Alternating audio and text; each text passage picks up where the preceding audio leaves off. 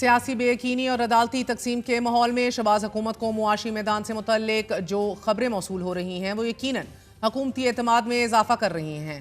Service, मुआशी इशारिये, बेहतर macro indicators और IMF सरबराह क्रिस्टीना जॉर्जीवा की जानिब से मुआशी तरक्की को सराहते हुए ये कहना कि पाकिस्तान की मुईशत दुरुस्त सिमत में आगे बढ़ रही है यकीनन तहरीक इंसाफ के अलावा सबके लिए म्यूजिक फॉर द एयर्स होगा। सऊदी अरब में उभरी हुई मार्केट्स की मुईशतों के हवाले से a path for emerging market resilience के उन्वान पर खताब करते हुए IMF सरबराह का यह कहना था कि मोहम्मद औरंगजेब मुश्किलात के बावजूद अपने काम को पसंद करते हैं और उनकी टीम की सिमत दुरुस्त है। ये वाकई सही रास्ता है।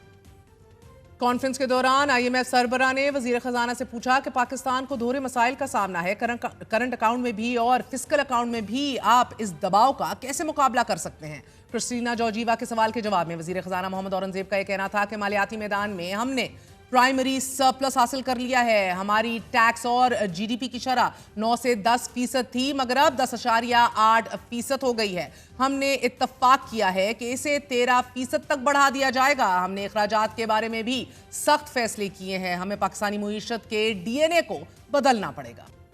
बज़ाहिर वज़ीर आज़म, वज़ीर ख़जाना और उनकी मुआशी टीम IMF सरबराह को मुतमईन करने में कामयाब हो चुके हैं। गुज़िश्ता एक साल के दौरान हुकूमत मुसलसल IMF शराइत पर अमल कर रही है कि जिन्हें रिफॉर्म्स का नाम दिया जा रहा है और अब एक बार फिर IMF इक्तिसादी जायजा मिशन की आमद से कबल तवानाई के शोबे में अहम इस्लाहात करने का फैसला कर लिया गया है। ज़राए के मुताबिक टारगेटेड सब्सिडी, बिजली चोरी की रोकथाम और सहमाही टैरिफ एडजस्टमेंट की जाएगी। IMF से टैरिफ डिफरेंशियल सब्सिडी का नया निज़ाम मुतारिफ करवाने की मंजूरी भी ली जाएगी। बजट में मुख्तस गैस और बिजली की सब्सिडी को कम आमदनी वाले सारिफीन तक महदूद किया जाएगा।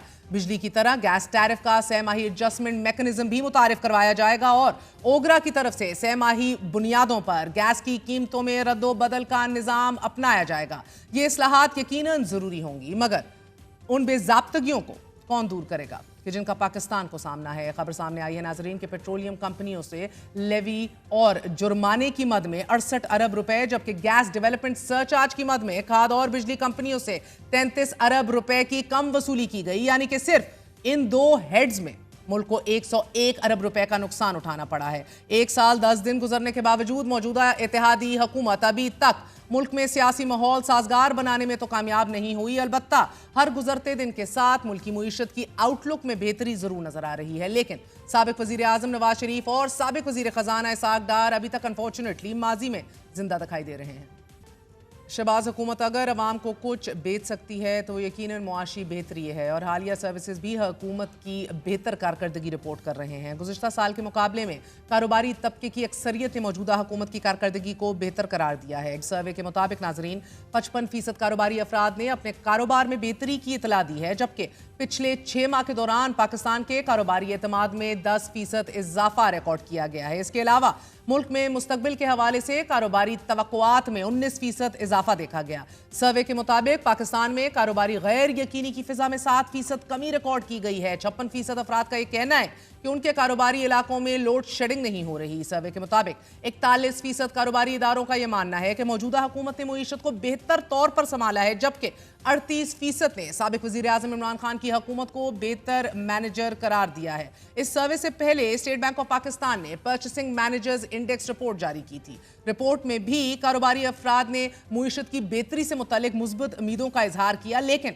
अगर स्टेट बैंक ऑफ पाकिस्तान के ज़र मुबादला ज़खायर को देखा जाए तो सिर्फ 2 माह के दौरान उनमें $1 अरब की कमी वाक़ई हुई है। हालांकि दिसंबर और जनवरी में करंट अकाउंट सरप्लस में रहा। सादा अल्फाज में पाकिस्तान गैर मुल्की कर्जों की अदायगियां करंट अकाउंट से कर रहा है और ये आगे चलकर अदायगियों के बैलेंस तवाज़ुन को मजीद मंफी कर देगा और इस तवाज़ुन को मुस्बत करने के लिए रुपए की कदर में मजीद कमी और शरह सूद को मौजूदा सतह पर रखना शामिल होगा। मगर इस वक्त पाकिस्तान IMF प्रोग्राम का हिस्सा है और IMF के 2 अहम मिशंस रवा हफ्ते पाकिस्तान का दौरा करेंगे।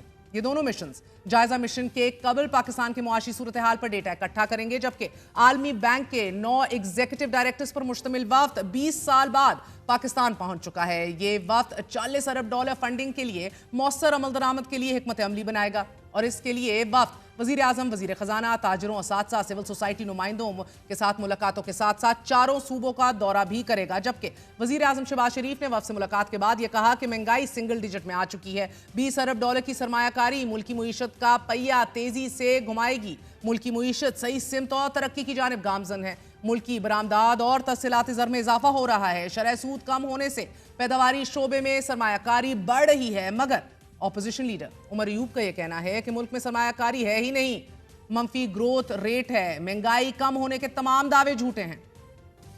مہنگائی جب ہم نے ٹیک اوور کیا تو 38% پہ مہنگائی تھی، اس وقت جو ہے وہ 4% سے نیچے ہے مہنگائی ماشاءاللہ۔ انویسٹمنٹ کرنے کے لیے کوئی تیار ہی نہیں ہے، آپ کا لارج سکیل مینوفیکچرنگ جو انجن ہوتا ہے آپ کی معیشت کا، وہ منفی گروتھ ریٹ، رنگ پسٹن اس کے اڑ گئے، انجن سیز ہے، اور آپ کہتے ہیں کہ جی گاڑی چل رہی ہے۔ او بھائی آپ کس کو بے وقوف بنا رہے ہیں؟ کون سی معیشت چل رہی ہے؟ یہ کہتے ہیں جی مہنگائی کم ہوتی ہے، آ جائیں میرے ساتھ، ہم لوگ جاتے ہیں ذرا اور پوچھتے ہیں لوگوں سے، یہ جو یہاں پہ بلند و بالا دعوے کرتے ہیں نا وزراء کہ جی مہنگائی کم ہوتی ہے، ان سے بڑا جھوٹا کوئی نہیں ہے دنیا پہ۔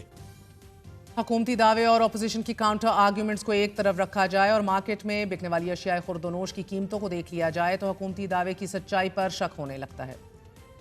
بڑے لوگ تو غریبوں کا کچھ خیال ہی نہیں کرتے، ہم لوگ کہ مہنگائی کی مہنگائی کر رہے ہیں، نہ دیہڑی لگ رہی ہے، روزگار بھی اتنا نہیں ہو رہا ہے۔ بہت مہنگائی شہر بالکل غریب کے بیچارے کی وجہ کی بات نہیں ہے۔ غریب طبقہ جو ہے جو پہلے سبزیاں کھاتا تھا اب ان کے لیے سبزیاں لینی مشکل ہو گئی، کیونکہ گوشت سبزیاں جو ہے گوشت زیادہ مہنگا ہو گیا۔ دالیں تھوڑی سستی کر دی ہے تو چینی مہنگی ہے، اگر چینی تھوڑی میں کم فرق پڑ جائے تو گھی مہنگا ہو جاتا ہے۔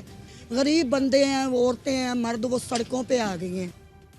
اس وقت صورتحال یہ ہے کہ رمضان کی آمد سے قبل ہی چینی، تیل، چاول، انڈے، گھی سب مہنگا ہو رہا ہے۔ گزشتہ 3 ہفتوں کے دوران چینی کی قیمت میں 20 روپے فی کلو، گھی کی قیمت میں 10 روپے فی کلو، انڈوں کی قیمت میں 40 روپے درجن، بغیر ہڈی گوشت کی قیمت میں 400 روپے فی کلو سے زیادہ اضافہ ہو چکا ہے۔ عوام مہنگائی کے ہاتھوں مجبور ہیں، لیکن پارلیمنٹ یا پارلیمنٹ سے باہر بیٹھی اشرافیہ اپنی منمانیاں کرتی جا رہی ہے۔ پہلے ایف بی آر 1000 گاڑیاں خریدنے پر بضد رہی اور اب چیئرمین نیپرا اور ممبران نے اپنی تنخواہوں میں 3 گنا یعنی کہ 20 سے 22 لاکھ روپے کا اضافہ کر دیا ہے۔ چیئرمین نیپرا کی مجموعی تنخواہ 32,50,000، نیپرا عہدیدار کی تنخواہ 29,50,000 ہے۔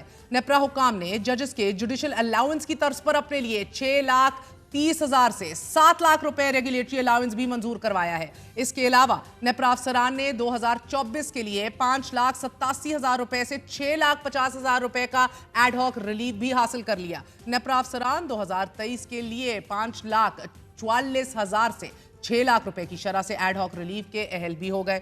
2022 کے لیے 1,05,000 سے 1,16,000 روپے ماہانہ، 2021 کے لیے 70,000 سے 77,300 روپے ماہانہ ایڈ ہاک ریلیف کے طور پر گھر کا کرایہ الاؤنس بھی دیا جائے گا۔ اضافوں کے بعد نیپرا افسران اب اعلیٰ عدالتوں کے ججوں سے بھی زیادہ تنخواہ اور مرات لیں گے۔ دلچسپ بات یہ ہے ناظرین کہ نیپرا افسران نے ترمیم حکومت کی منظوری کے بغیر کی ہیں۔ شاید نیپرا حکام یہ سوچ رہے ہوں کہ جو ممبران قومی اسمبلی اپنی تنخواہوں میں لاکھوں روپے کا اضافہ کرنے پر کسی کو جواب دہ نہیں ہوتے، وہ ہمیں کیسے جواب دہ بنائیں گے۔ ارکان پارلیمنٹ نے بھی اپنی تنخواہوں اور الاؤنسز میں اضافے کا ترمیمی بل کثرت رائے سے منظور کر لیا تھا، جس کے بعد ایم این اے اور سینیٹرز کی تنخواہ اور مرات تقریباً 2.5 گنا اضافے سے 5,19,000 روپے مقرر کرنے کی منظوری دے دی تھی۔